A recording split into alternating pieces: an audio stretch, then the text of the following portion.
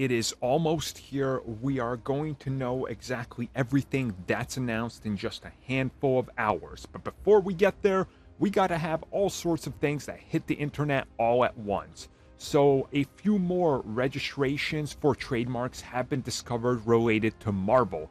And these, if they turn out to be true, are quite telling in regards to the future of the MCU.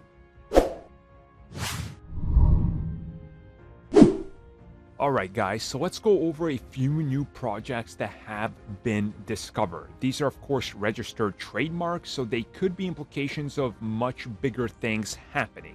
So first and foremost is Black Knight Origins.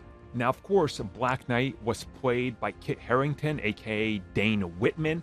And yeah, Black Knight is interesting because we know he's going to have a future in the MCU. Obviously there was the ending post-credit stinger with Blade, but other than that, we've heard nothing. Now, to me personally, Origins in a title is bad. So this makes me think that maybe this could be something completely different. I don't want to say maybe it's an MCU comic or something. Maybe it is, maybe it's not. Again, these are just registered trademarks that are applying to something here, and most people are connecting them to Marvel Studios. It could also be that maybe they're going to call it Black Knight Origins as a Disney Plus series, which I think would honestly work better because I don't think Dane is getting a film. So I guess we'll see what happens with any announcement in regards to him. Next up, and this is a pretty big one, is Marvel's Eternity Wars.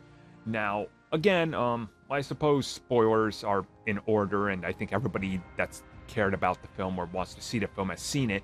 Eternity, the character, shows up in Thor Love and Thunder, and a piece of him ends up becoming, well, Love from Love and Thunder, hence the title. So we don't know what exactly she's going to be. Sympathy, I don't know. People have all sorts of speculation what she could be, what part of Eternity she could be. But again, we're going to have to wait and see what Marvel Studios does. Just like the Infinity Stones and Infinity Gems, they're bound to make some changes.